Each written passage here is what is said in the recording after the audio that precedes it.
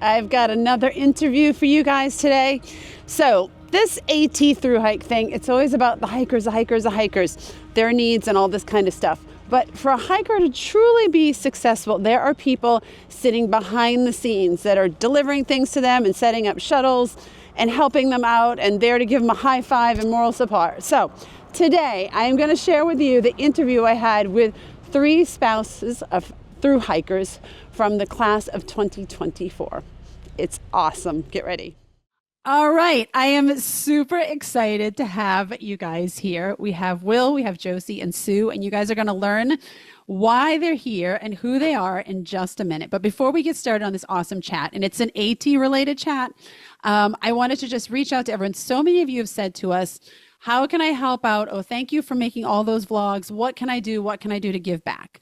You can't do anything for us. We're not asking for anything for us. But if you want to make a $5 or $10 donation to the library that Largo is building in Cambodia at a local school there, we would be grateful. We're trying to hit $10,000 and needs a new roof and the whole new library and books and all that kind of stuff. And we're, I think, around 3,500 right now.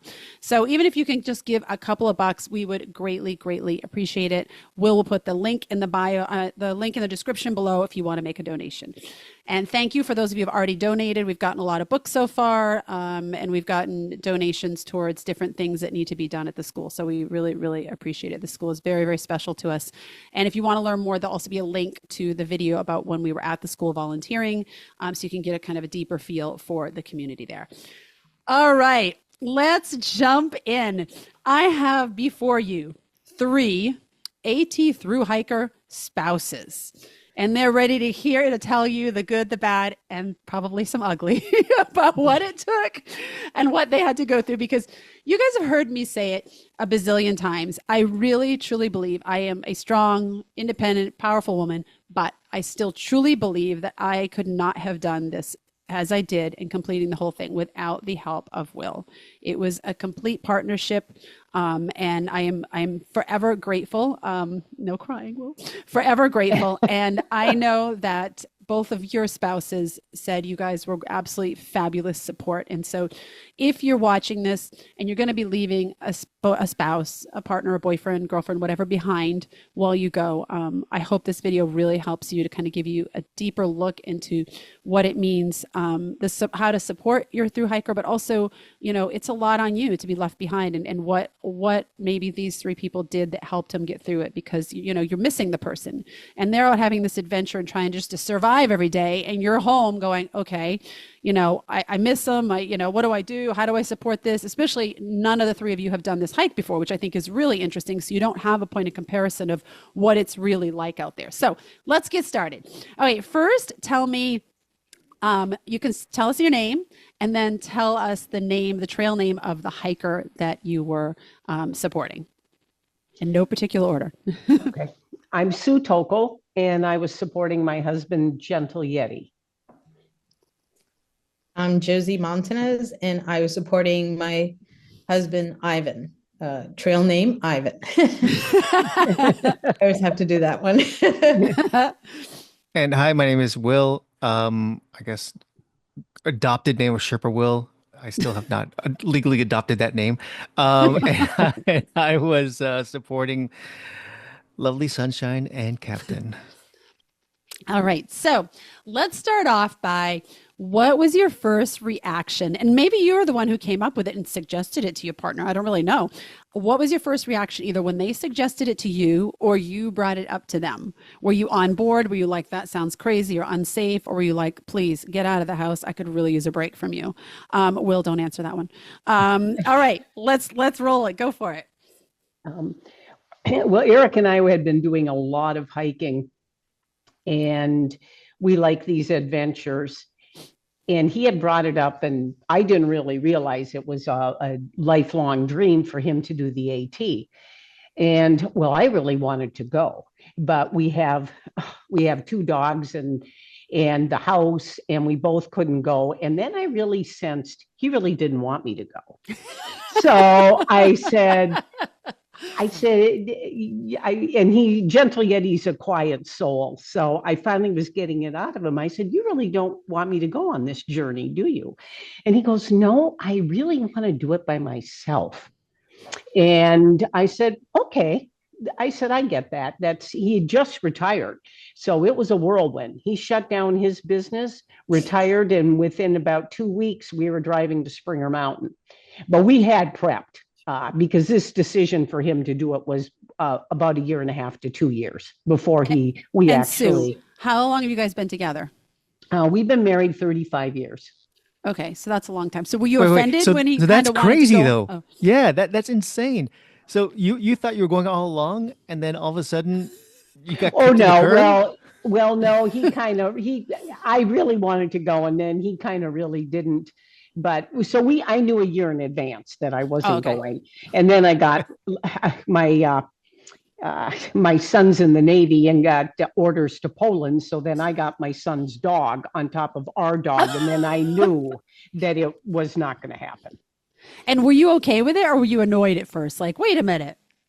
Well, I was kind of like, why don't you want me to go on this journey? So then one of his male friends yells out, he doesn't want to take care of you. And I'm going, what? I said, I can take care of myself. But I do realize that when we go hiking, I'm always having him run the stove and make my coffee and do all of that. So I'm sure he thought, I'm not going with her for 6 months doing all of this. And so I kind of just chuckled. So I was okay with it. I think we're deciding right now that Will, Josie, and Sue will be going next year. And all right, Josie, how did it evolve in your family? So Ivan had just totally retired this past November, and we were in Alabama and visiting our daughter, and we were in the RV, and I had seen him researching. He loves to find new things to do, and suddenly on the way back home, it was probably November, we were heading back at the beginning of December, and he says, I kind of want to do something, but I'm not sure what you're going to think about it. So he told me, I want to try hiking the Appalachian Trail. And I'm like, I was shocked and excited for him and calm, which calm is the key. That usually I was surprisingly calm. Usually if he thinks of something like wild, I'll be like, I could think of everything that might not work first. But and how long have you been together, Josie? We've been married for 36 years. Okay, so you knew you needed a break from him, so you were calm because you're like, I got to get rid of him. Not really, because we actually are always together. And the funny part is when he said that, first thing that came to my mind is like, I'm not doing this. And we do a lot of things together. So I was just like, okay, so am I doing this? No, I can't do this because first of all, I'm afraid of heights. And I'm thinking some of the, like some of the mountains and stuff, I'm just like I was freaking out. Yeah. But after thinking about it at the same time, I was like excited for him. And I was like, oh, that sounds great. So we just kind of started watching YouTube videos, and I'm like, yeah, when he puts something in his mind to do, definitely we'll get it done. And then he becomes this maniac researcher, I call it, because he starts researching everything. So sounds like Will.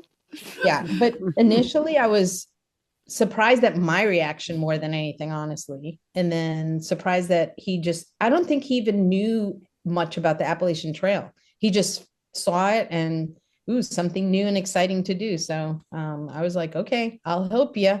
I'll do whatever I can on my end, but I'm not doing it. That's the one thing I knew I didn't want to do it.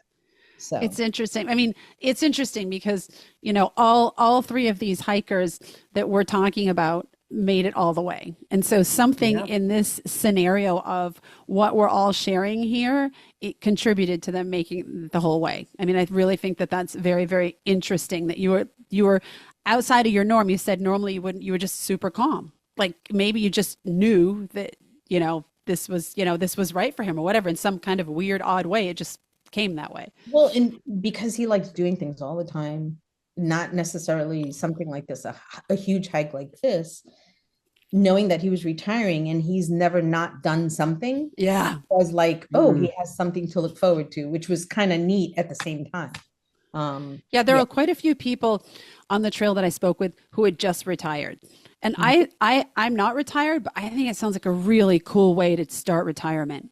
Like just a big, Like a reset. massive, yeah, and you just, your brain can just totally think and just, it's amazing. All right, Will, what did you do when Sunshine came to you and said, hey, I think Captain and I should hike the Appalachian Trail? Well, like everything else in our life, there's a backstory to everything. And so we live this very unique life in which what you think is impossible is possible. And so we've always had it on our list of like 15,000 things we want to do. And oddly enough, almost everything has come to fruition or is coming to fruition. But one of the things has been since day one is hike the AT.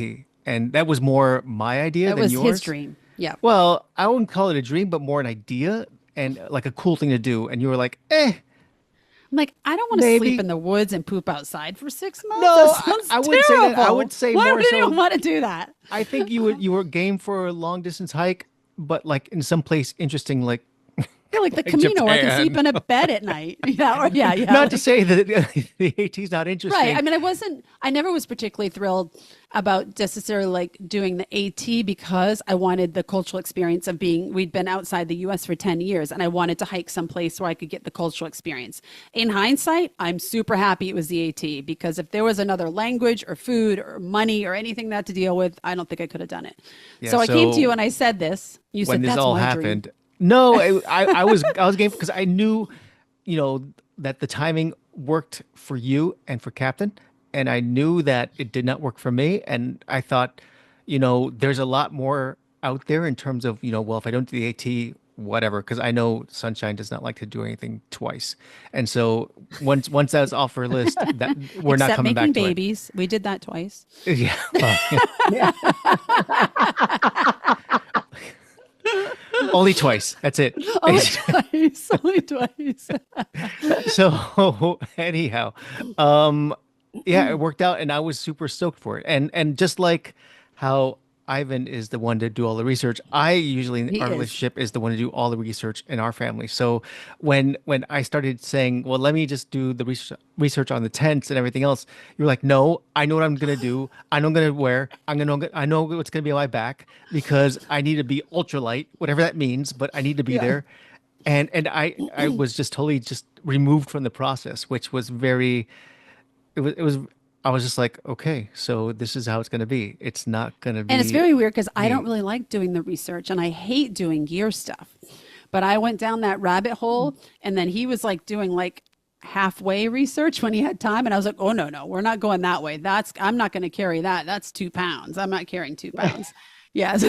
But you were completely supportive. I think when I said it to Until you, I saw the price tag for the ultralight stuff. Yeah, And yeah. then I was like, whoa. right. Because you're And an then I accountant, was you're like, do you really need to save 4 ounces? Are you kidding me? And I was like, every ounce counts. But when I did tell you, I said it to you, and your sentence was, okay, go do it. And I was like, oh, just like that. Like I Pretty was like, much. I don't know if I was just kidding. I mean, like you've always been that way. Because when Avalon wanted to be homeschooled and she came to us and said it, I was like, I can't do that. I have no idea how to do that. And you were like, yeah, we can do it. We'll do it. And neither one of us are homeschooled. So you're just on board for things, I think. Plus, And I I was think pretty psyched about the whole daily vlogging aspect because yeah. I thought that we could do something really unique with it. And so, and knowing sort of that would be my side, I thought that it would not just be you guys, I would still be sort of part and parcel part of it. Which leads into, did any of you, like, what kind of feelings did you experience with, like, I don't like the words left behind because I really feel like this was a team effort, but when you're the one who stays at home and someone else goes, whether it's for work travel, for deployment, for whatever the case may be, for a hike, was it hard? Did you feel like, oh, this is really hard? Were you like, oh, this is kind of a nice break? I love this person, but it's nice to have some time to myself. Were you really sad? Did you kind of go through different, like stages of this kind of pseudo grief period?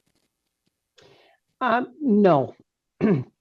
Eric and I had been, my last 5 years of work, I actually lived in an apartment and commuted back home. So we had done the 5 years and then I had done a lot of naval work. So I was gone. So I wasn't begrudging his trip at all. Actually, I was very excited for him. The only thing that made it difficult for me was my son's deployment to Poland because I don't know, when I was in the Navy, I did everything myself. Now these boys, I'm running back and forth between Norfolk, Virginia, helping. And so I had to take his truck because the Navy won't store lithium batteries and jet skis. So Oh, I'm literally hauling all this back by myself from Norfolk after I dropped Eric off in Springer Mountain. And that was a little irritating to me. That part of it really didn't have a lot to do with Eric. It was just the timing of him going to Poland with the start of this AT and just the added stress of hauling all this stuff back to New York. And then after we got that done, I really kind of enjoyed the time and I got the dogs on a schedule. The dogs were difficult because I had one older dog and then my son's dog was a young Doberman puppy that oh, needed to be run constantly and they can't eat each other's food.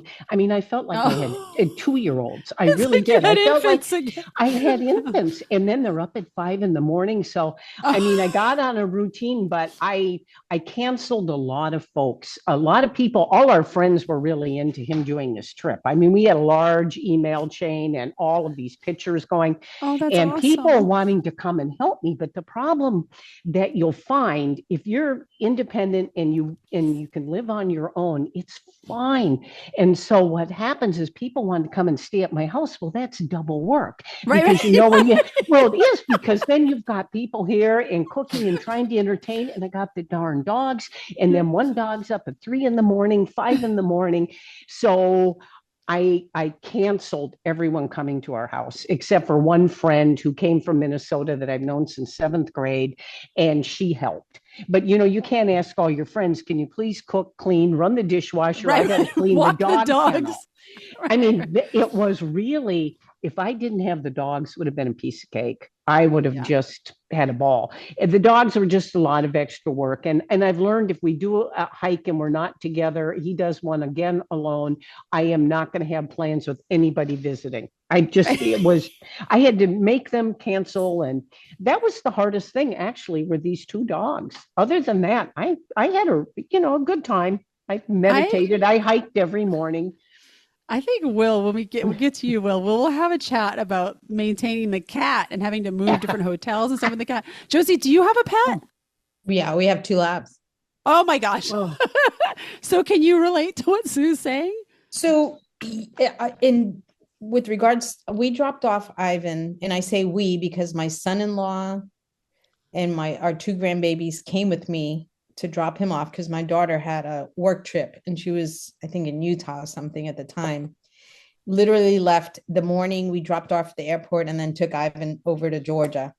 And literally I think it was a Wednesday when he got on the trail and we hauled out of Georgia back to Alabama because my son-in-law was having rotator cuff surgery and he's a stay-at-home dad. He's the stay-at-home dad. So I stayed on with them for like almost 2 months, Oh wow. helping him to be able to handle the babies because he wouldn't have been able to on his own while And the two dogs?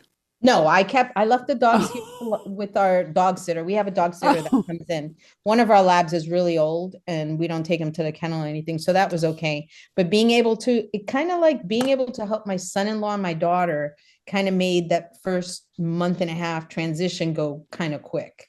Yeah, so you weren't And lonely or anything like that then. You were busy. I did not have time to think too much about anything. Yeah. Um, and we were in Alabama, which in turn gave us an opportunity I went with my granddaughter to see Ivan a couple of times because it's so close. It was like Yeah. 2.5 hours, three tops, maybe 3.5 hours away at certain locations that he was at. So the beginning wasn't too bad. It's when I got home to an empty house and two dogs that just became like, but we had a lot of friends that came through and I was okay with people coming in, like my really close friend of mine from college came and stayed a week. And then I stay busy. I stay busy. It's great. It's great to have friends that really care about you that much. Actually, it's funny because the day I met Ivan, he was cranking because you were picking him up. He was slacking. You were picking him up. I think it was where was it? Was it in no, I can't remember. Manchester Center. No, it was that day where Captain and I called an Uber and came back to In Virginia? Ask Captain what day that was. Virginia. Oh, in Connecticut? No, it wasn't Connecticut. It was earlier. Well, I can't remember now. But that day I met him, he was cranking and slack packing because he was coming. He's like, my wife's coming to get me. he was so excited. I'm like, run. Maybe in New York. It was not Duncannon. That's Pennsylvania. Yeah. I can't remember now. I was the day, Will, where where the heat really got to us. That one day it really got to us. Yeah, that was Pennsylvania. Yeah. Carlisle, maybe. Yeah. I don't. It was Just right outside of around Harrisburg.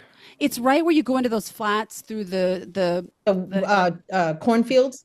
Yeah, it was right before so it's that. Pennsylvania. Yeah, I was picking him up. It was near Carlisle, Pennsylvania. Yeah. So anyway, he was very excited to see you. All right, Will, were you lonely or were you happy to get rid of me, or tell the truth? Highs and lows. You weren't busy at all, so Highs and lows. There was I mean, when I dropped you off, I basically went into solitary confinement because I was essentially at that point an empty nester, which was like the first feeling of that, and it wasn't just like an empty nester, but it's like 100% empty nester because I lost you. We were at Avalon's in university, and you were empty wifer.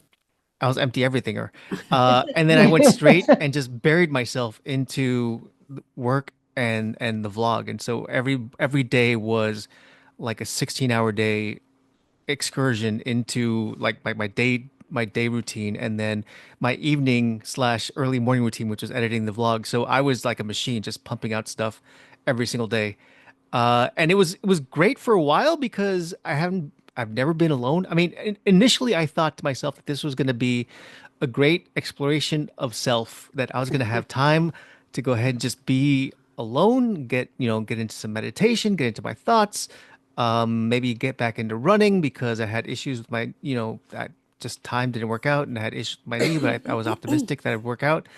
And then I found myself just getting into just the vlog took over, and so every day was work, and it was nice. You became a little weird, like hermity and stuff, because after like 7 weeks. 7 weeks alone in this apartment in Damascus, Virginia. And he said, maybe I'll go spend the next month with your parents. And I was like, I think you should. Because he was just sitting at his computer working from literally like 5:30 in the morning till midnight. And you were just like, he never left. I had thought for the longest time that, boy, I can really just live alone and not deal with people. I honestly thought for myself that could be something that I could do for an extended period of time. Until I did it, and then I realized that people do need people, people need people. Some way, shape, or form. And it as much as it was nice to be alone. I just realized that it really is isolating. And are you saying it's not paradise living with sunshine every day, that you needed a break? No, I'm saying it's not paradise being just, a solo person. The benefits you think you get are sort of just like, it's almost like a mind game. You have to like sort of find a way to take care of yourself. And I was occupied 24/7, and I still felt isolated. Yeah. And I understand this is the first time I understand what people felt like during COVID, where they were just totally isolated. Yeah. Because we were isolated together, the four of us, so it didn't feel so. But some people went from an office environment to being home alone. Yeah. Okay, so how often did you guys talk or communicate with your hiker? And did you have a certain way you did it? Like, did you only talk when they got into hostels, or did you text more than talk, or did you try to talk every night if they had service? And then did it change throughout the trail? Eric and I talked every morning. And around the same time, after he had breakfast, and he was usually on the trail, 5:30 in the morning. He's an early riser. Yeah. And I would do the dogs, and then I would come in and have coffee, and then he would call, and he always sent a morning view picture. which Oh, a couple of them very pretty. And then I sent those out to all of our friends that were tracking him. oh, that's And wonderful. so we talked about every day. Sometimes at night he would call, but usually for almost an hour, and that would be it. And then later in the day he may call. But around my area, I've got neighbors, so I didn't want to say I was just with the dogs. I actually had a Tuesday social day set up where I hiked with a friend, and then I had a movie and dinner with girlfriends on Tuesday. Every Tuesday was my social day. And but with him, sometimes he'd be on the phone chatting so much. I go, I got to get off. I got to do the dogs. How did he have the So energy for that? I don't know. He called and he was on the phone for about an hour almost every day. And then when we got into no cell reception, he would just text me on the Garmin. That's But amazing yeah, because we talked honestly, almost every day for an hour. I don't think we ever talked for an hour, did we, Will? I mean, Cumulatively, maybe. no, but like an hour a day, there's no, I was, if I, it was hard enough, it was hard to get the teenager out of bed in the morning. And once he was out, I was like, let's hit it. So if it came, we would talk a lot, we would talk more during well, I'll let you tell our story. Okay. Go ahead, Josie. I spoke to Ivan every day, several times a day. Text if we couldn't talk, and then the Garmin was a lifesaver. He actually, Yeah. at the very beginning, maybe like a week in, his Garmin went bad, and Ooh. it took a while. It took about 2 weeks to get a replacement almost. Wow. So that's probably when I least spoke to him, because there was like a patch where he didn't have any commo during the day, at least. Yeah. Probably the entire 180 days, I probably didn't speak to him 4 days, but we still text. So That's great. That's spoke to him great. every day. Unlike in the military. Right. And we don't talk for days, but so It's it really was amazing. hard. The trail has I mean, sometimes I'm like, oh, the days we didn't have service, it was nice. It was just like a nice break. I mean, not because I didn't want to talk to Will, but just having the break. But having that service makes a huge, huge difference, I think, with the people you love back home and safety and just everything. All right, You Will. see, Josie, like you were saying, the days with no service, those are the days I was the most concerned. Yeah, Because me the too. days that I could not hear from you and get a vibe for what you're feeling or how the pain is going or how anything is going, this is, I guess, being codependent on your partner that's being out there trying to live through their pain or through their experience. Those are the days which were the hardest, and I think that was like there's a bunch of that in like New Hampshire / Maine. There was Um, some through the Smokies too.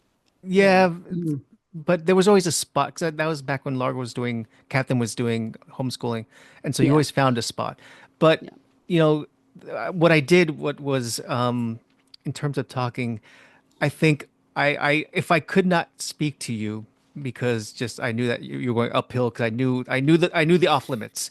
I knew the off limits were when you were going uphill, there's no talking, and And and you would track so you knew if we were going and uphill or and downhill. I So was like crazy stalker guy tracking you guys because I was using I was using a combination of Garmin, Far Out, and I was using also Find My on Apple so I can like find you at every moment and know whether you're going uphill or downhill or whether you're having it easy or not. This is honestly this may be being alone and being just psycho, but I no, but was. you're kind of a tech nerd like that too. You love all that stuff. But during the entire day, I was like, okay, you're going uphill, uphill. And at that point, I would send you texts and saying, Yeah. you got this, go get him. You can make it. And, and if there was no service on Find My, which was for me was the most accurate and the most reliable was Find My, but you don't always have cell service, so it didn't always work. I knew that I couldn't call you, so that's when I would send you stuff via the Garmin. So I had like this multifaceted way to get in touch with you the entire way. And it was nice because you also had, which I think is really advantageous for anyone thinking about going, sending their partner off, is get your partner a smartwatch that connects to your phone. Yeah. Because you were able to talk a lot freer using your Yeah. Apple Watch and just talking into your wrist as opposed to having to carry a phone into your ear or something like that. I didn't always have AirPods in because I was hiking with Captain. I wanted to hear him, or we talked, or often I just wanted to listen to nature.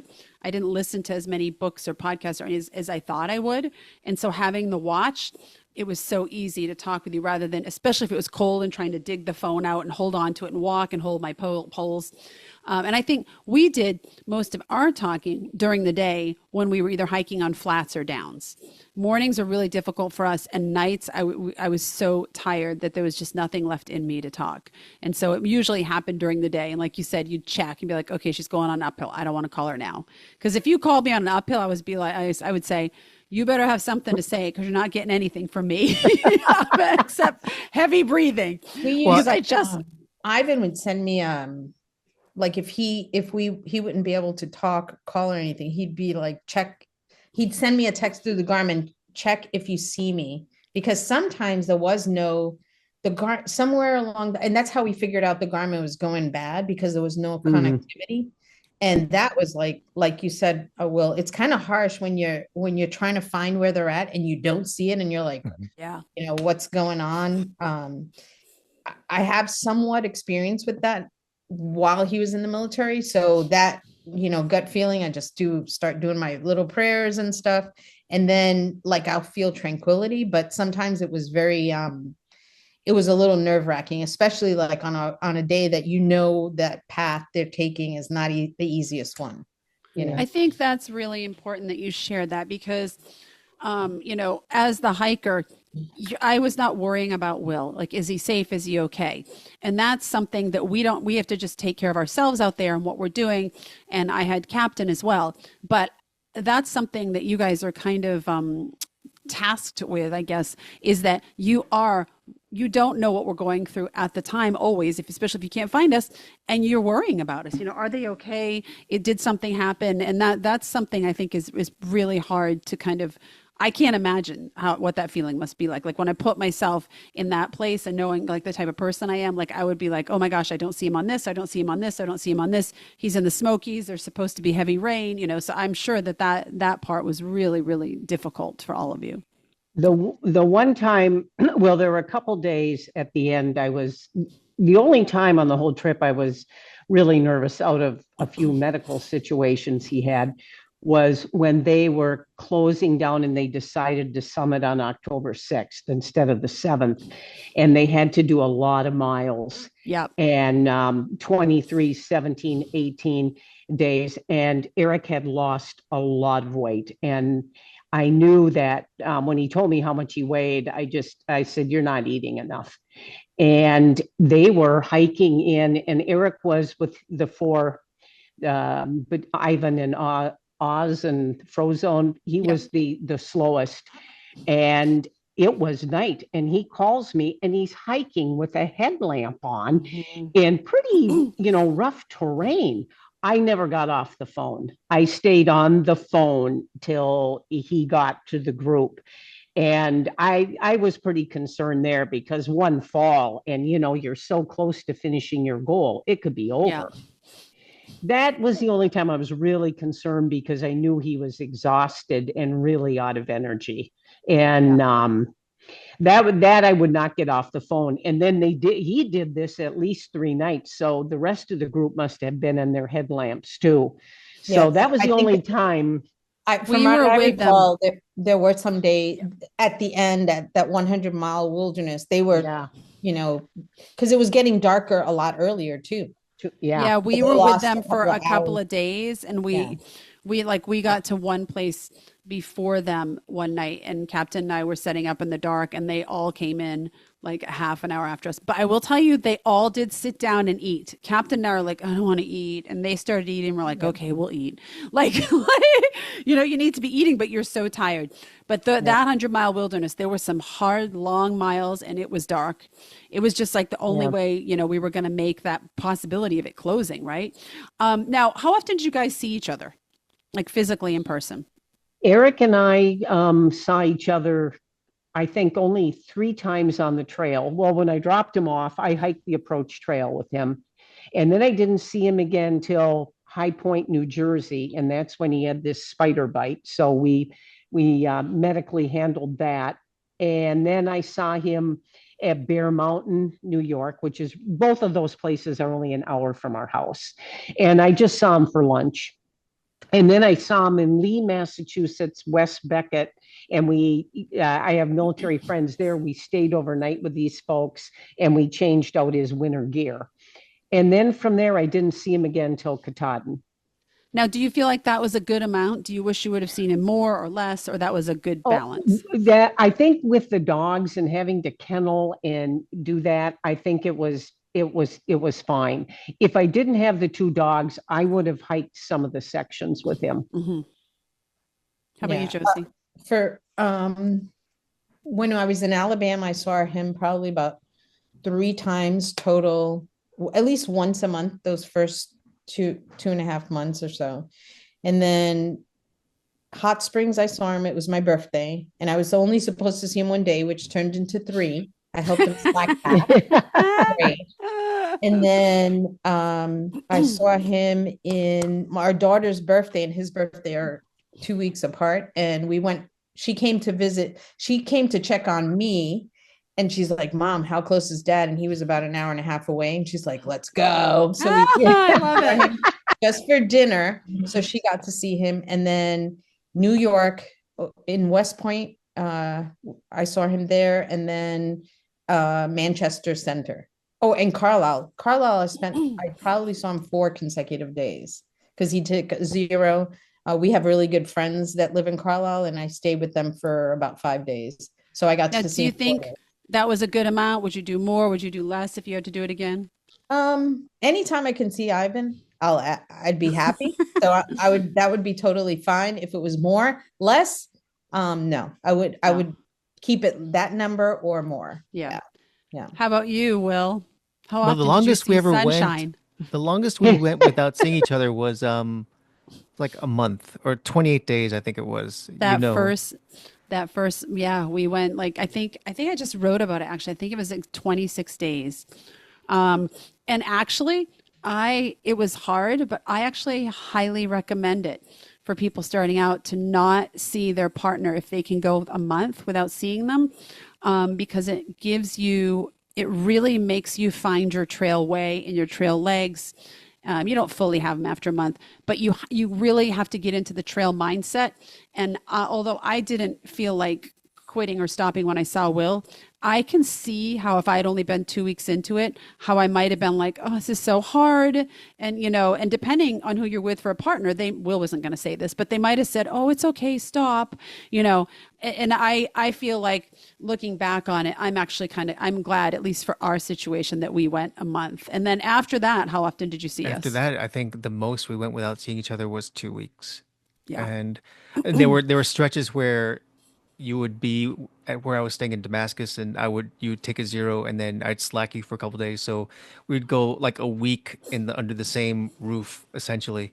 And that happened twice. That happened in Damascus. It happened again outside Shenandoah, and so those were nice little stretches. But I think there is a balance that needs to occur. I think, would you do more or less if you were to do it again? To be honest with you, I'd probably do less. Yeah, and it's too. not that I didn't want to see you guys, but it was just convenient and it worked out. But it got expensive for us. Yeah. But also the other part of the equation is that I say less too, not because I want to see Will less, but we saw each other so much too, was because of Captain. I didn't want him to go without seeing his dad for 6 months.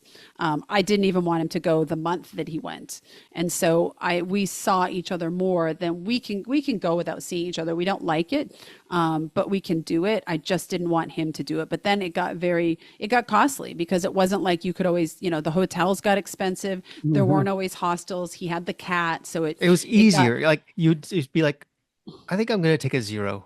Because we're all together, and it just like there were more zeros that came into play because of that than I think that you would have taken otherwise. Yeah. Another thing that I felt is that it was Eric's journey, and so he can talk to me on the phone because he was never alone. I met, he started out hiking with a gal from Quebec who was 22. It was so funny because all of, Eric's 63, everyone he was hiking, I was so glad when he met Ivan, was basically 32 years old. They were like our kids' age. And he hiked with them and he had a ball and he had different sets of people along the journey. And then really identified with two young doctors who were about 32. And he had another group, but then really solidified when he met like yourself, like Ivan and Oz and Frozone and I just want you to Sunshine. know, I think I was the Cupid in that relationship because I Oh, do were you? remember Ivan saying, I wouldn't mind hiking with Gentle Yeti. And I said, oh, he said the same thing about you. So, So, and I was you like, know, get your butt out the door and go hike with him. yeah. And so, They had met before, but yeah, so it was kind of their journey. Like I felt that he never felt alone. He never ever said he was going to quit ever. Even with the twisted knee once and the spider bite and never, so I really didn't I felt that I saw him enough for me personally. I was the one that yeah. wanted to hike. He Yeah. really, I would have loved to have hiked some more with him, but he really liked his journey. Now, okay, so you brought up something interesting, which is one of our questions later on, but I'm going to jump in right now. You said he never wanted to quit. Mm-mm. Josie and Will, did your hikers ever want to quit? Guilty. I'll take that one first. Somewhere in New England, I can't recall if it was Massachusetts. I can't recall exactly. Oh, sorry, hold on. I dropped off my niece at the train station. I did something here. Hold on a second, guys. We can still see you and hear you, though. You can? Okay. Yeah. So I dropped off my niece's mom, which was visiting at the train station, and I got a call from Ivan, and he's like, okay, honey, just hear me out. Don't say anything, because I can't control my mouth sometimes when you tell me something real quick. He's like, I decided I'm going to go back home.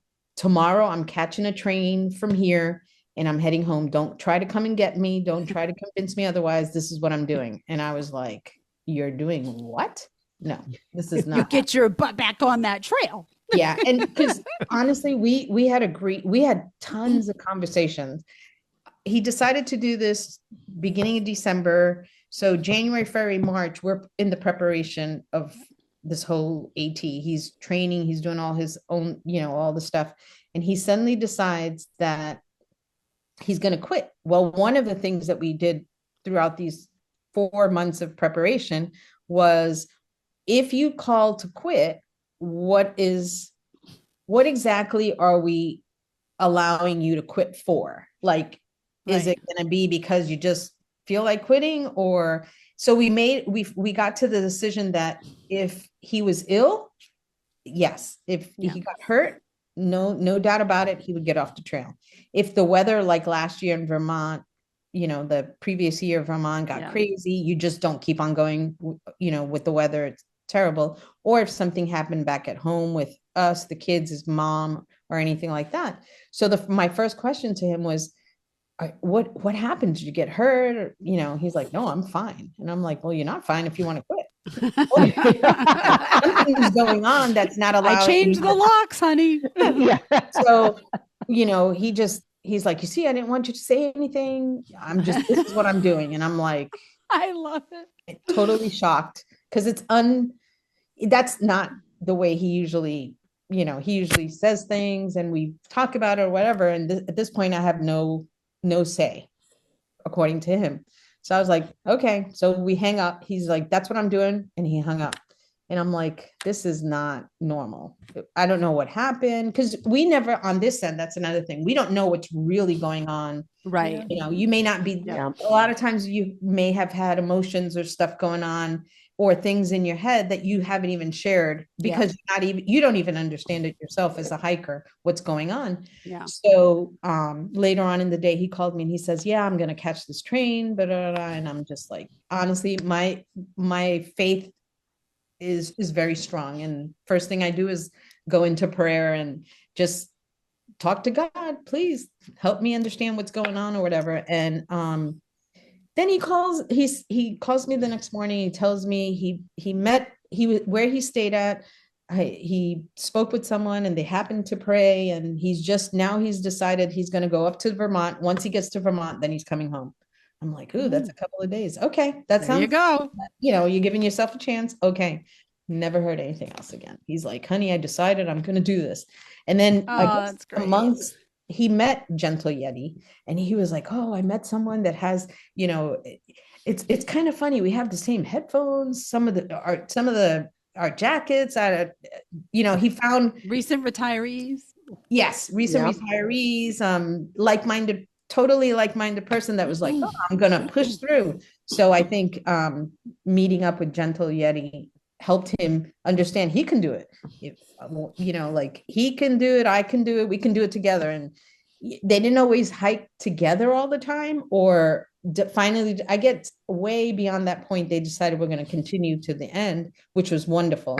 But yeah, I don't know what exactly transpired that he ended up not deciding to quit, but I was very thankful he didn't, because he would have been the repercussion of quitting and being here at Yeah. home afterwards would have been not good at all. I mean, it would have Those been, last couple states are not Yeah. only so damn hard, but you're just so tired. You're Yeah. just so beat. Ugh. Will, did I ever come to you and say I wanted to quit? You said it like almost every day. There No, were good days and but bad not. days. It wasn't mentally. It was No. physical that I wanted to No, quit. there were good days Yeah. and bad days. Essentially, like in the first couple weeks, I think it was because of the shoe, because of your body, because of what, like we could never really pinpoint what the answer was, but you had an issue with tendonitis. I had tendonitis 70 to 80% of the trail. And wow. so, Ooh. Just hiked with it. Yeah. yeah, and then when you took 3 weeks off because Largo 3 had to weeks. do, Oh yeah. Yeah. and you came back to the trail and it wasn't better, I started to get a little concerned. Because I figured that 3 weeks should seal the deal, and then the reality came in that we're not in our 20s anymore. So I was like, oh, Yeah. this self healing is maybe more internally than sort of physically happening. And so when you kept on going, and it didn't get better and it got almost worse at times. Yeah. And we started playing the shoe shuffle, going, maybe it's this shoe, maybe it's that shoe. And you tried on like 5 different pairs of shoes within like 3 weeks, and Yeah. none of it seemed to work. And that's when we got concerned. That was around Daleville, and that's when You had to come get me on the we trail. had, I couldn't walk I had to 0.3 come of a get you mile. and carry your pack Oh. out. Yeah. You took at that point 3 days off. That's when I hiked with Captain. Only sort of one. I hiked with him twice. That was the first time. Do you And remember what I told you after those 3 days I had alone? no. I said, I'm not quitting unless they have to carry me off the trail, is what I said. I came to that conclusion that I didn't think that mentally I would ever quit from any type of a mental aspect of it. And I never felt like that I was struggling mentally, whether it meant missing family or just disillusioned or whatever the case may be. But physically, I was really concerned because I had tendonitis almost the whole trail. And I remember after those 3 days, I said, that's it. I've just got to commit. I've got to commit that I'm going to hike with this pain. And if it gets so bad, then if they have to carry me off the trail, then that's when I'm done. But I'm just going to keep going. And I don't think after that I ever said that I wanted to quit or thinking about it after that, did I? No, but you definitely had moments where you needed an extra zero to go ahead and get yourself back in order. Oh, yeah. Yeah. And I Because cried a lot. because that happened quite a Yeah, bit. a lot. I would call him and be like, I can't make it up this hill. He would But I just really like, did appreciate the going. fact that because of the fact that I was kind of nearby, within like a couple hours drive, with no matter what, that I would, if you needed something, I could have come in and sort of bailed you out. Not necessarily bailed you out, but like if you needed a supply change or you need something like that, like I could order it in Amazon. I can deliver it to you, Yeah. within a few days, and you'd It have to happened a have couple of times. you didn't have to worry about that at all Yeah. in terms of you said, okay, I want to try this out, and I was like, okay, I'll take care of it. And next thing you know, Which there it is. leads into what did you do right assisting your hiker and what would you do differently? All right, Josie, you look like you got something on the tip of your tongue. Go for it. Well, I don't know if there's any right way to do anything, any Yeah. of this. What worked for us, I helped out Ivan. I love researching logistic part, like I love the planning of hotels and air flights, all that kind of stuff. So when I said I think I can do a lot of this planning that you're gonna try to do on your own, but I'm over here and I'm looking at projected weather. I'm looking at scenario 1 or 2. You can stop here at 15 miles if you want to walk, or 12 or 20, whatever you want. I can visually see which would work best for you, as long as you tell me how many miles you're going to hike or whatever. And I did a lot of that. I thoroughly enjoyed it. I lived with you, Will. You said you had the far out. I used the book the entire time. I divided it into sections. I did too. And I wrote, that thing is like written all over.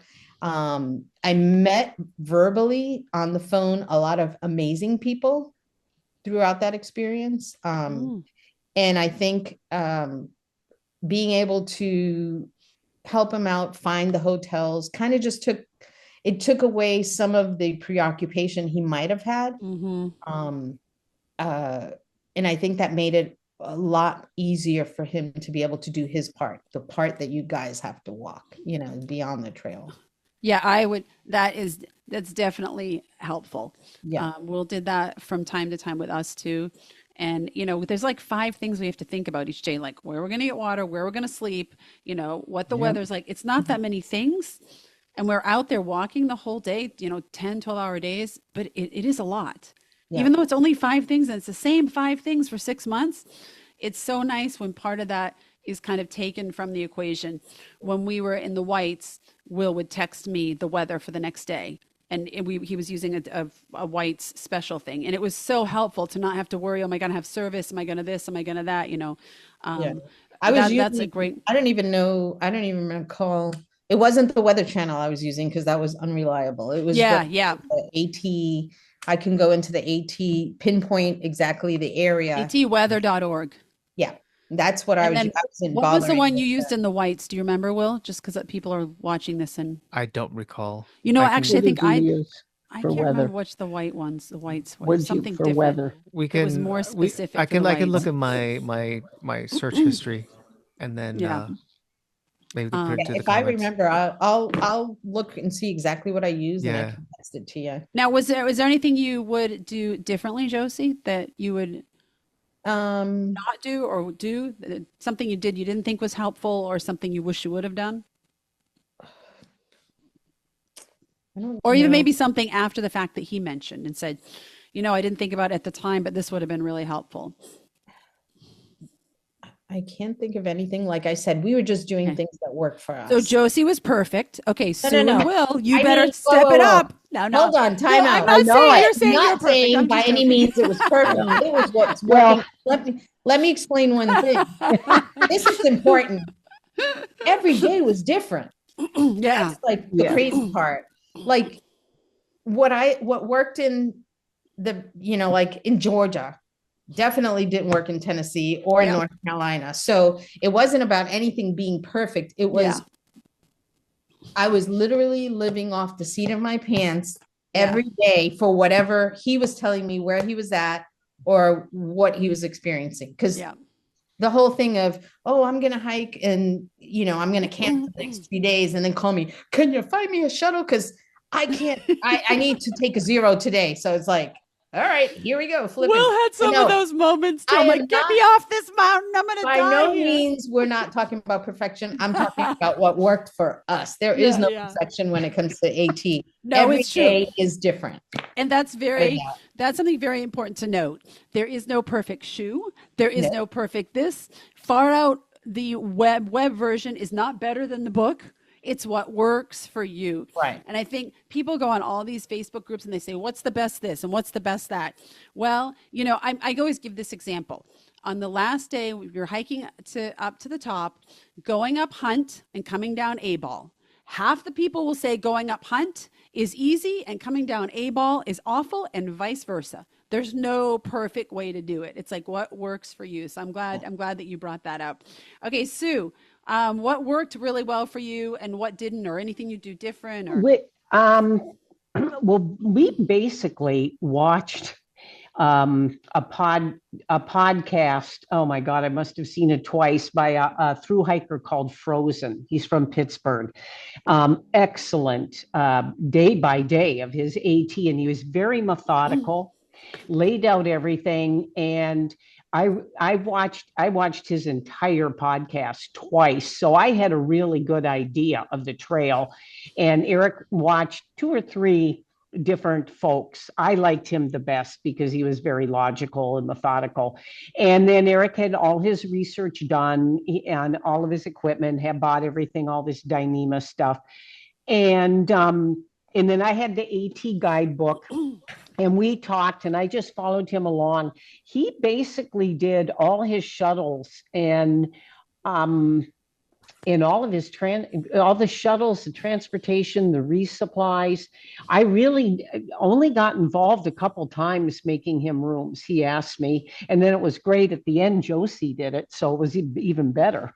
And, and so, Josie, is this a new career for you? yeah, Josie was really good What at the logistics. AT concierge? I know, right? LLC, Josie the Traveler. Josie does AT. It is a skill.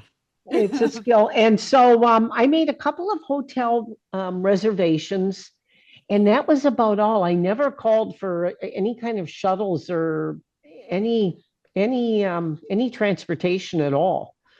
And he did that. And then the weather we discussed, but he's very good on weather. So he was on Garmin and he had an AT app. And so he usually told me what the weather was going to be. And so doing things different, I don't know. I think it went pretty well. So here's the thing about, saying what would you do different? It's kind of a hard answer, right? Because It your really hikers is. completed what they set out to do, Yeah. right? So whatever you did worked. And Yeah.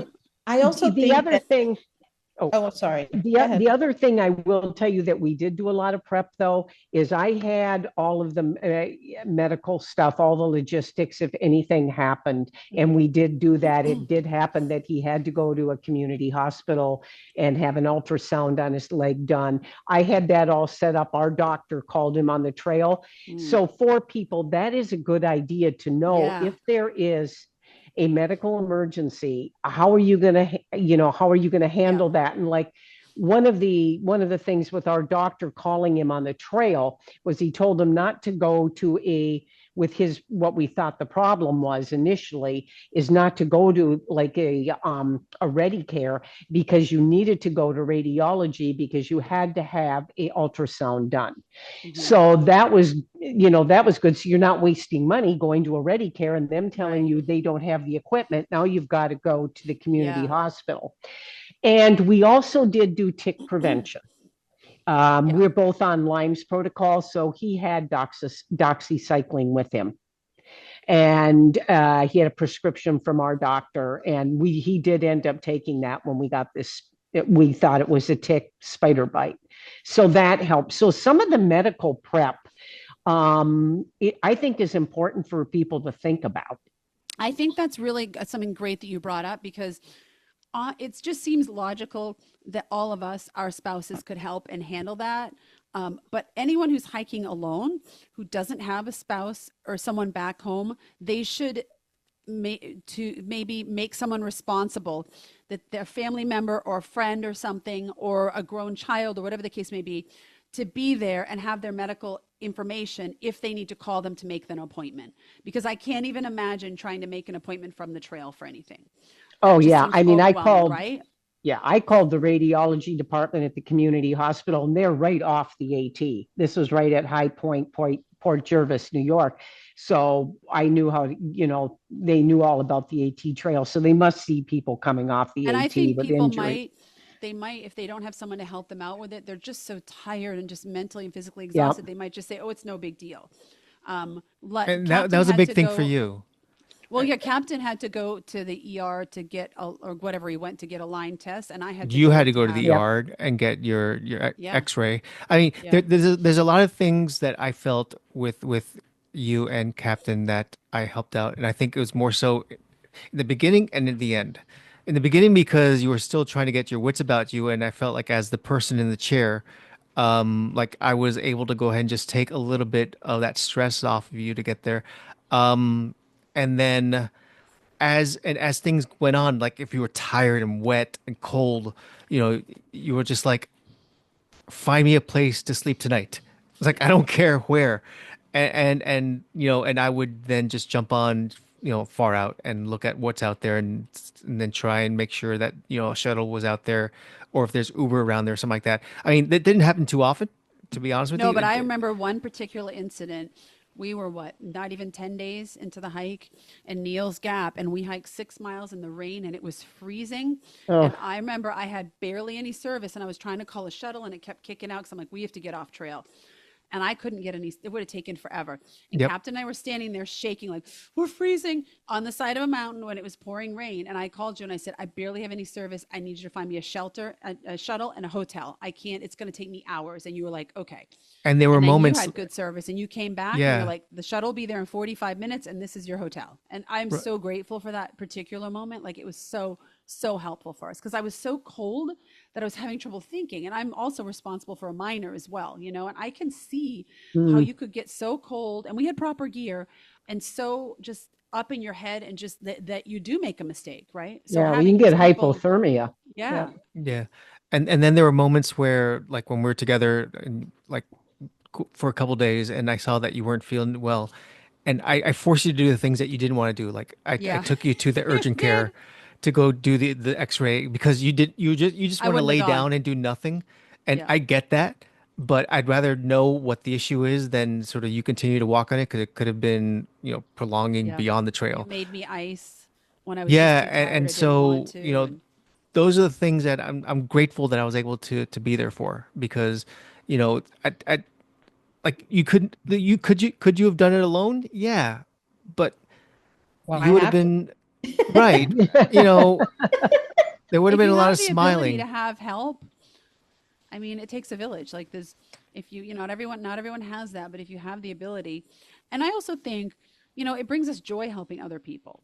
Even when Mhm. Captain and I could help someone on the trail, like we met a couple people that were low on food, and we're just like, we have plenty. Here, take some food until you get to the next town. Being able to help others is part of the enjoyment of the journey. And so, I will. He seemed to be very happy when he could help us and be part of it. Will, was there anything that you would do different, like, or that you didn't do that you would add, or that you wished you wouldn't have done? I no, no, I mean, there was never I can't do it, I don't have time because I realized that what you guys were doing is physically strenuous, and once you start making bad decisions when you're physically strained, it can be a bad situation all in all. So even if I had other things going on, I set everything to the side to make sure that you guys were taken care of because, just having a bad day is a lot worse than me having a bad day at work. So, Yeah. Yeah, I mean, it's a good point, right? We have a bad day and our life could depend on it. So, okay. Mhm. So, what positives did you see from your hiker when they returned home? And if you didn't see anything positive, that's okay. Will, don't answer this one. Um, I saw Eric was he was so excited about finishing his goal.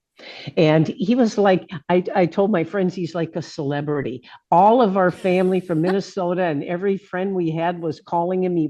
I was about exhausted for a month after this because everybody and their brother was calling him on to hear about the trail. And it just was really, he was really excited. And then I think he was really excited for how fit, yeah, he had lost quite a bit of weight. He's gained only about 6 pounds back. I mean, he's very light, and I think he likes that. And we want to keep on doing backpacking. And I think he had a lot of positives from that, and all of the people he met. He was already talking to Ivan about a hike in Colorado or the Oregon Trail, and So I think he's really, really likes the friendships he developed. And I think accomplishing that goal, I mean, that is a huge goal. It is. We're what? So they finished before us because they finished October 6th, right? And we finished October 12th. So it's been about 7 weeks, and he's only put 6 of the pounds on, which is great. Do you feel like he's definitely more active now?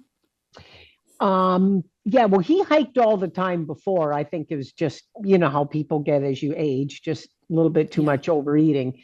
Right. But yeah, he was pretty tired though. I will tell you, when we left Maine, he was so thin.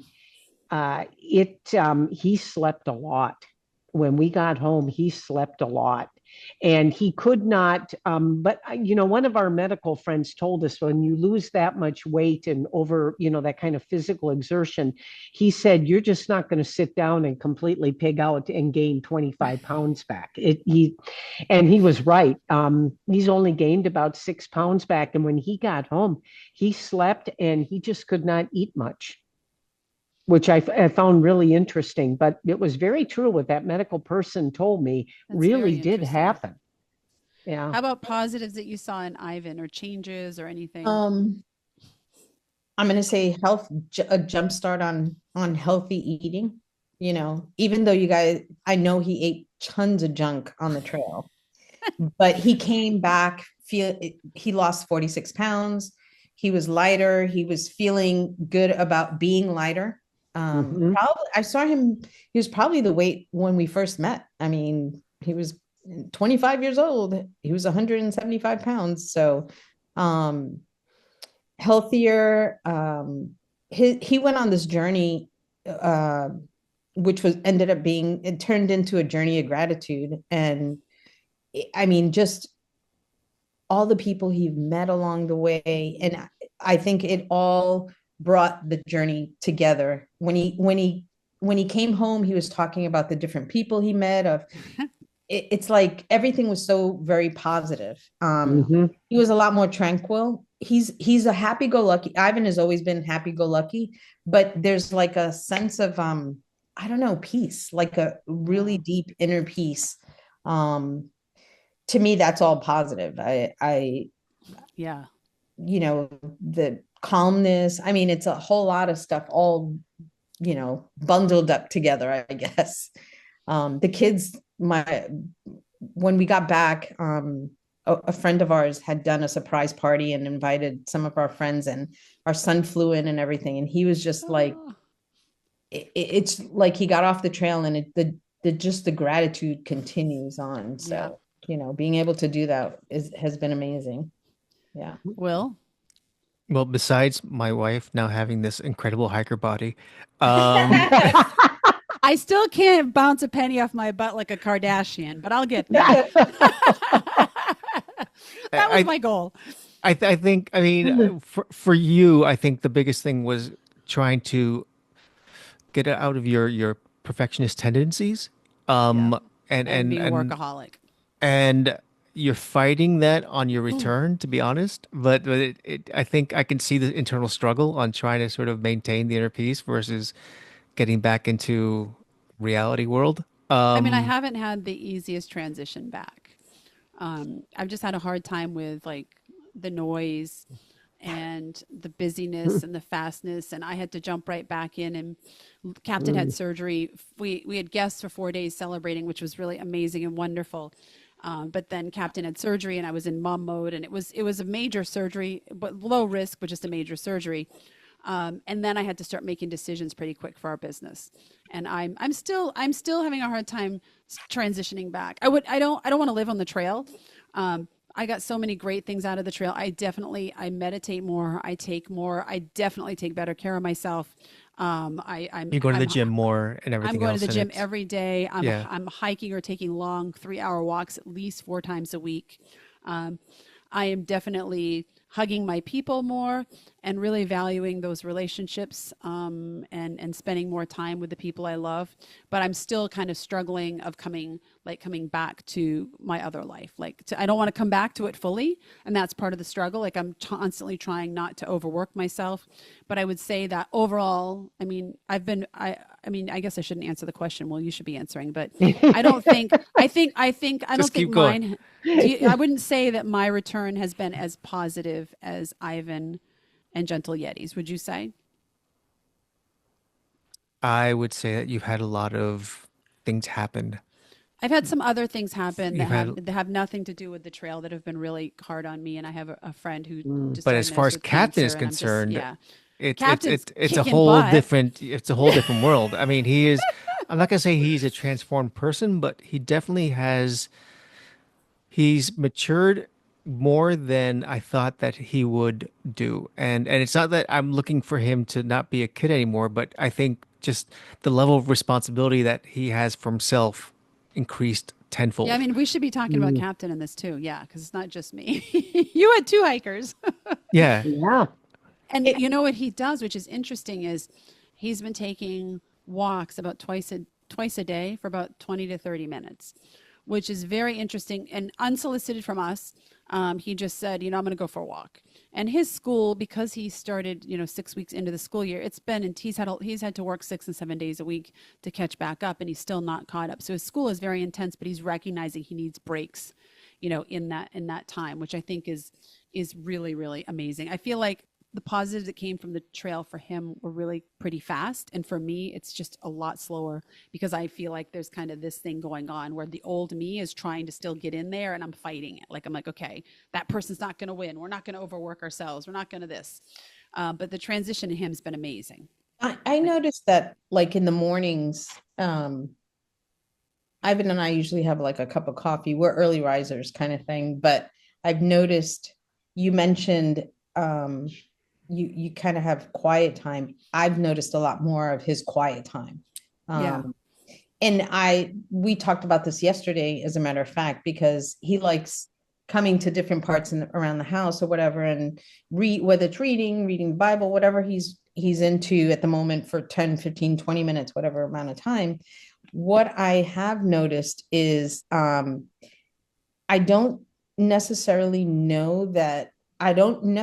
think it's that he's thinking about the trail or anything in particular. It's just that quiet, just being away from every simple noises, your refrigerator, I don't know, whatever's going on. Yeah.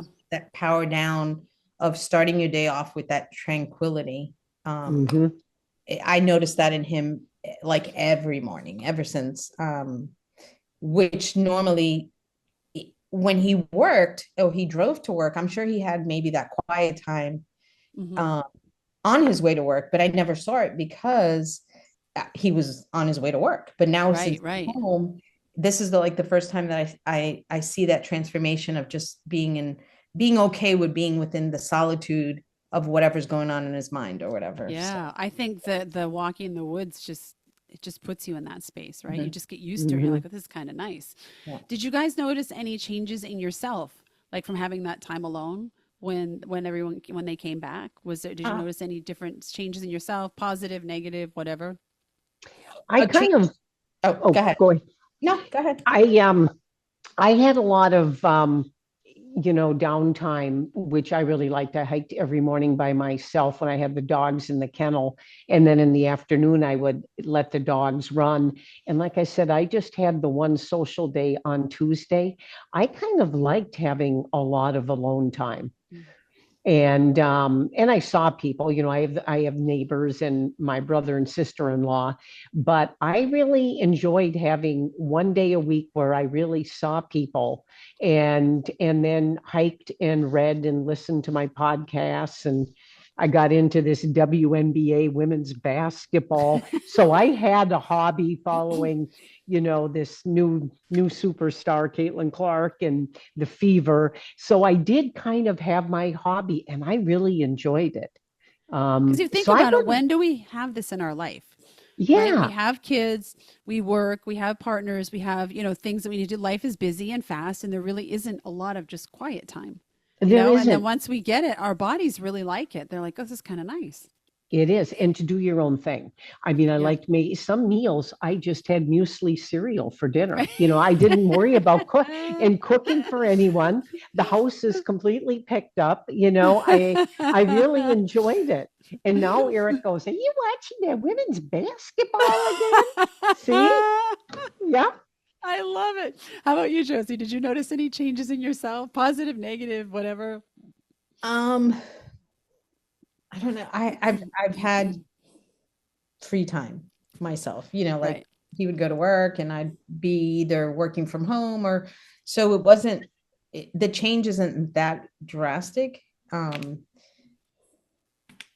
What I did notice about myself is I started to learn to try to control asking too many questions. If that makes any sense, because I tend to be, I wake up in the morning. When I wake up in the morning, I hit the ground running and I want to vacuum and I want to do everything.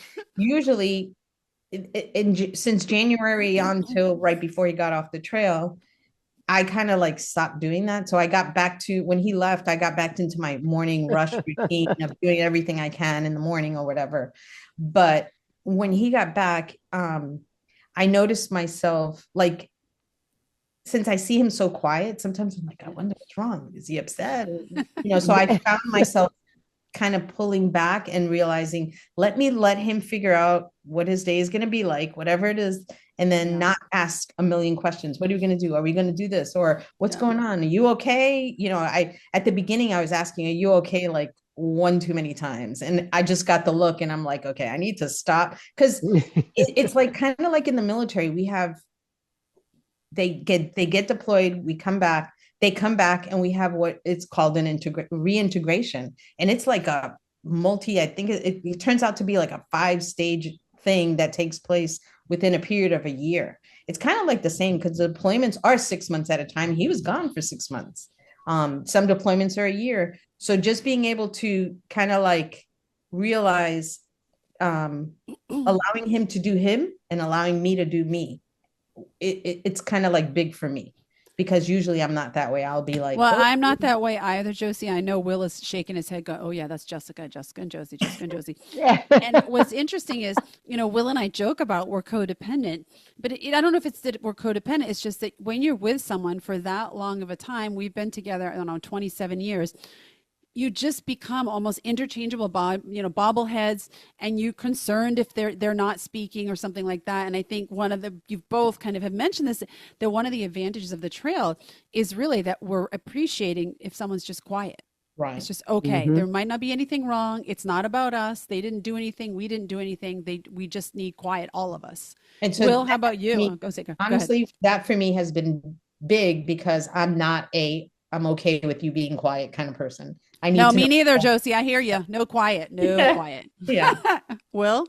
That's the thing though. You have been uncannily quiet since you've been back. And you would notice on today because you're all full of discussion. But since you've been back, you haven't been as talkative as you usually are, and so I find that I'm like trying to pull you out of that when I shouldn't be. Like like usually I'll just come and give you a hug just because I don't know where your mind's at sometimes. And I don't want to Yeah, and interrupt before I you. was an open book. Right. Especially like I could totally relate to Josie. My eyes would open. It was like, I'm ready to go. I'm staring at Will. Wake up, Will. Wake up, wake up. I got to ask you questions. Wake. And now I just kind of wake up slow and I'm calmer. And he's like, what's wrong? Like, what happened to But as you? far as So like is that one of the positives that came out of, what's the positive that came out for you? I think the positive was that I had to learn to let go while you were on the trail and not know what's happening 24/7 and just have trust in the fact that you knew what you and Largo knew that you were doing it right because otherwise I just drive myself bananas. And part of it that made me have that confidence was actually the vlog because once I saw what you guys were doing and I saw sort of how you guys were managing it and everything doesn't make the vlog. So like there's certain times where you guys are having discussions that you didn't know the camera was going, and I'd hear like your banter with each other, and I was like, well, this isn't mother and son. These are just like two friends who are out there, and this really gave me this quiet sense of comfort that this was becoming something amazing where these are just a melding of two souls together. That was quite nice, and that at that point, I realized that there was nothing that you guys couldn't troubleshoot on your own, and you guys didn't need me, and that was quite nice. We Um, needed you. yeah. All right. So, did your hiker bring home any weird habits? Like, are they peeing on the lawn? Are they doing weird stuff? Are they asking for a rehydrated meal for dinner? Like anything weird that you're like, okay, you can't do that. Like for me, I've done some like chewing with my mouth open, like mwah, mwah, mwah, and talking, and then Captain will say to me, Will doesn't even notice. Captain will be like, Mom, you can't do that in public. Or another one that I've done is I've passed gas. He's like, you can't do that you can't do that in Target. You can't just let it go. Anything weird, not even weird, just it could be something really lovely that, but something that you're like, okay, that's definitely a trail habit. Uh, no, I really haven't picked up on anything. I'm usually the one with gas, not Eric. Well, he probably got a fair share of it on the trail because everyone's letting it loose there. Oh yeah, he told me it was quite active. Well, I guess I gave mine away. Did you have anything else? Any weird stuff I brought back? The fact that you're now just getting back into saying I'm going to eat healthy, because I think for the last couple of weeks you've definitely said I'm still going to eat whatever I want, whenever I want, and however I want. I was unlike Gentle Yeti. I was starving. Even today, I get back from the gym. I'd already had my first breakfast. I went to the gym. I'm like, I am so hungry. What's going on? Now, I didn't lose any weight on the trail. I guess like I lost 3 pounds in the last like week, but I didn't lose any weight, but I dropped 2 clothing sizes because I got more tone. And so I have put those 3 pounds back on and probably some inches as well. But yeah, I need to definitely be eating a little bit better. How about you, Josie? Any weird? Half a mile from anywhere we're going just to walk, parking out way out yeah, parking lot, and then we'll walk in. It's like, there's one up by the door now. Oh my God, do you go to Target and he parks like way over and you're like, why are we parking so far? That's I love that. He's kind of like, yeah, he's got me walking. That's great though. That's great because and like going upstairs instead of escalators and elevators, like all that stuff makes a difference, Yeah. All right. So are any of you interested in doing a hike with your spouse now? Like, would you did they turn you on to this, even if it was like 3 months or maybe a 4-month, but maybe you're not up for a 6-month? Like, are you inspired to go hike with them? Oh yes. Well, we hike quite often, almost every day, and we have a preserve we hike at very close to the house. But we're going to do the Lake Superior, which is a beautiful hike. It's about 21 days starting in Canada, and you follow Lake Superior. A lot of folks use that as a training before they do the AT. And we're going to do that one. And well, I told Eric I'm interested. We are going to do the Camino, but we can't do it next year. And I'm interested in doing the Colorado or the Oregon Trail. I had Eric tell Ivan that my trail name's Honey Badger. So Eric goes, Ivan, I think she wants to go with us. So I haven't heard what Ivan's reaction is yet. Well, maybe you and Josie can go together, and then when they catch up with you each day, you could have the reservation already, So I've always wanted to do the Camino, even before he's ever thought of hiking or anything. So hopefully this summer, that's what we're going to be doing. As long as I get my feet on the ground and start hiking, getting a workout in and stuff like that. But we're planning to do the Camino together. Definitely both keep those on your list. That was what kind of started us with hiking, and it's completely different from the AT but a completely amazing experience nonetheless. Like it's just and then you get the whole culture aspect in it as well. And Josie, you said you have a strong faith. There's a whole, I mean, it's, that was the original reason people went on this, was completely Mhm. faith-based. It's a Yeah. variety of reasons now, but there's all kinds of beautiful churches, and it's just an amazing, amazing experience. I'm looking forward to it. And it's nice because you get to sleep in a bed each night. It's just like, and I tell people always, I only went to the bathroom outside once on that trail, because there's a coffee shop or something every 3 hours ish, So Mhm. if you can hold it that long, you're good to go. I mean, it might be different now. I was younger then, but I might have to go in the woods once in a while. But it's just an amazing trail. Will, any weird stuff that I've brought back? Oh wait, I'm sorry. Wrong question. Are you interested in hiking with me? The answer is yes and yes and yes and yes and yes, but we have kids that are in university or going to university, so taking off six So months never. is Yeah. is not easy to accomplish. But following along the Camino theme, I think that would be, if we can pull off anything, it would be that, because since I work location independent, and with the time zone change, we did it the Did first it time we did it, before. Yeah. where you can walk in the morning and then be done by 2, 3 in the afternoon. And if you're a glutton for punishment, you can then Yeah. work At from least 3 in6 hours. the afternoon Yeah. until 11 o'clock at Yeah. night to go It's not ahead and sort ideal. of. And like you said, we did it before, but we were also like 8 years younger. But But you we, and then but you that but might you be the could type of theoretically hiking get we away could do with now. that. Yeah. We may have to up our sleeping accommodations and get something a little more Yes. A little private. nicer. Because we always um slept in the municipals. So it was like 30 to 100 people, bed to bed to bed to bed. in the But bunks. yeah, And I think, so but that's probably what's in our path for hiking in the near if future. we had anything in our future, it'd be that. I would love to do the PCT. Me too.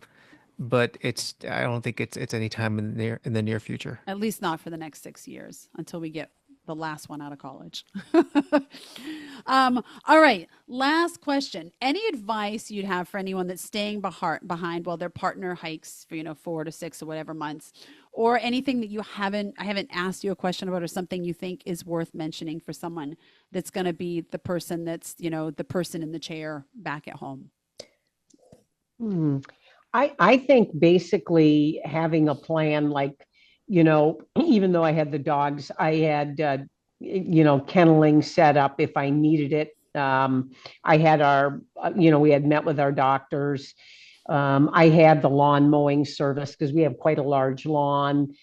And then I just made sure I had, my hobbies to do and hike every day. And I think it's important, that you keep yourself busy. Like Yeah. really enjoyed the downtime, just sitting out in my yard, reading and watching my basketball, and just so you have something to occupy yourself. Yeah. I love that. What always comes to mind with anything that we do, like communication, be it, communication where we understand where our thoughts are at the point at whatever given time. Being able to communicate the good, the bad, and the ugly at any given time. Also know that if you do have plans, be flexible. Something like this needs a lot of Mhm. flexibility from Yeah. both parties. Yeah. Uh, I am a type A personality, and knowing that not everything the way I wanted it would work out, on my end, it's important to be able to be flexible the entire time. Um, I completely agree. I think that Yeah. it's funny because like yes, the AT is a through hike is a test of strength and mental and physical and everything else, but I think it is on both sides, because on our end, if things were not going perfectly, you weren't having just like an ideal day. The last thing that your hiker wants to know is for you to unload on them because they're trying to Yeah. get through their day. And Mhm. so it took a lot to sort of say, I know I'm going through nothing perfect today, but is it really that important to bring down their day when they're trying to go ahead and sort of manage their own schedule? And so it made it a lot easier. And I'd say that's also an area where I think sort of you come out of this stronger because you don't feel like you have to unload everything onto, your partner, where, you feel like it's just you can manage because it's fine.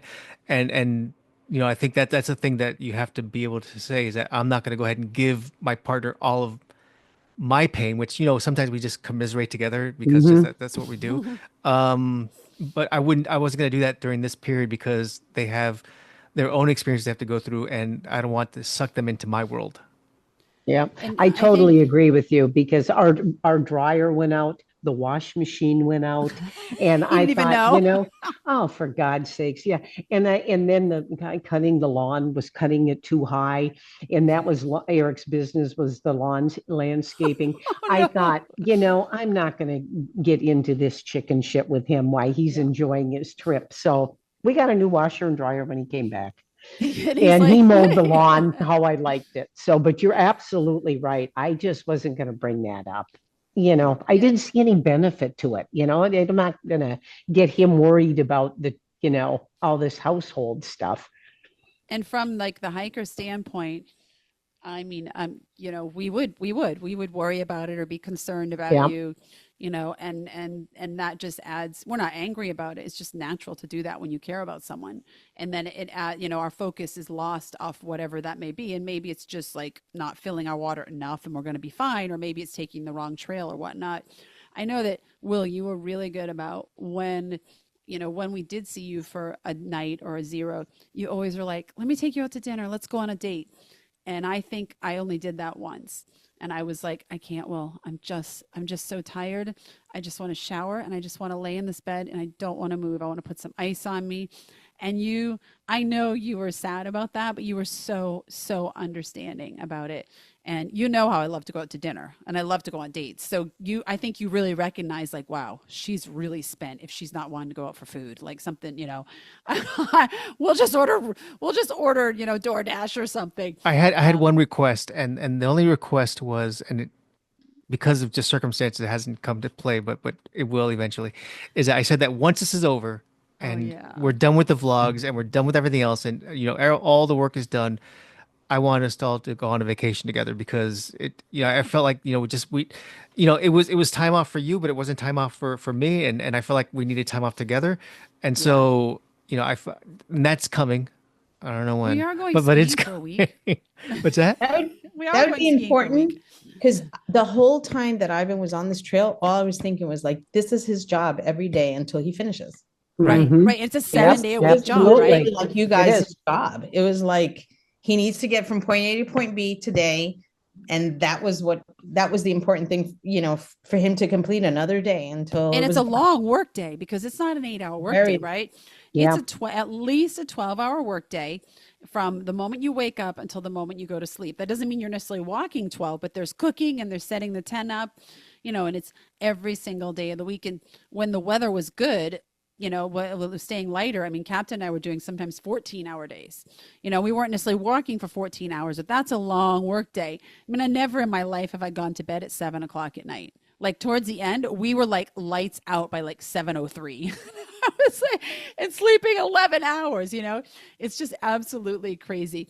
Will, Yep. any advice for anyone staying behind that you haven't mentioned already that you'd want to share Just besides what you just shared? have a sense of humor, Yeah. and be compassionate, and learn the tech so you can keep in touch with them. And it's funny because I felt like while you guys were on the hike, I felt like I was on the hike as well, and but I can't lay claim to that because I wasn't on the hike. But I feel like I could talk to just about every experience that you went on because Yeah. of everything that you went through. And I guess there should be like a badge for partner of a through hiker There because should like shirts and that stuff. I know. there is a lot that sort of the partners gain Oh and my learn gosh. and can talk to about a through hike that someone that they think that, oh, you didn't do anything, you just stayed at home. It's like I think I know the trail not as Yep. much but more than the people planning for next year. Yeah. No, and I would absolutely agree to that. Absolutely. That's one of the reasons I want to do this chat because I think your role as the partners and spouses of a through hiker is just so crucial. It is so crucial. And the longer you've been with the person, the even more crucial it is, right? Because you're so used to being almost like one unit together and how you ebb and flow throughout your day, that this role is even more crucial because you can read your through hiker's mind. You know what they're going to do. You know the stupid thing they might do that you have to caution them about, you know, all that kind of stuff. You know when they're hurting, even if they don't tell you you're hurting. And for that, your role is super critical because you are the level head. Not only you're like the cheerleader, but you're the level head behind all of this when we can't have level heads. So And the more that you get involved, the more that you understand where their heads are at, like you just said. And now with the transition, like I feel a lot more, I can understand the compassion that is needed during this transition because, you know, I understand sort of everything you've gone through. all right, last thing. How bad did your hiker smell? Mm. Did you Well, have a moment when you saw your hiker where you were like, oh my God? Because Will and I had a moment where he actually hugged me and he stepped back, and never in all of our years together. And he stepped back and I go, oh, what? And he goes, you smell really bad. And I said, okay. And I went to hug him again. He goes, no, no, no, we're going to have to wait. And we got in the car and he rolled down the windows like we were smelly dogs and we were freezing. And he's like, I can't, I think I'm going to puke. oh my It God. was not every time, but it was one time really bad. Yeah, he smelled pretty bad when I picked him up. Not so much at High Point, New Jersey, but in Lee at West Beckett. Yeah, he really stunk. And then we were going to our friend's house. Oh my So God. then he has, then we have to put all his backpack and the shoes and everything is outside their house. We wouldn't even bring it in.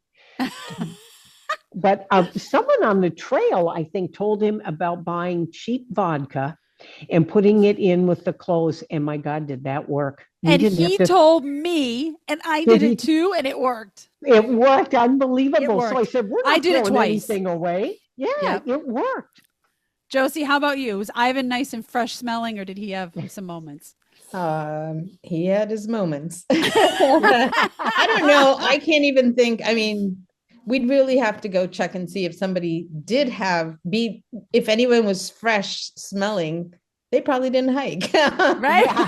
You know, Right. I can't But I imagine noticed it. we didn't really smell for almost like until we got to midway through Virginia, and then it was like, wow, things are really starting to smell. That's Like in when the you give up beginning, deodorant.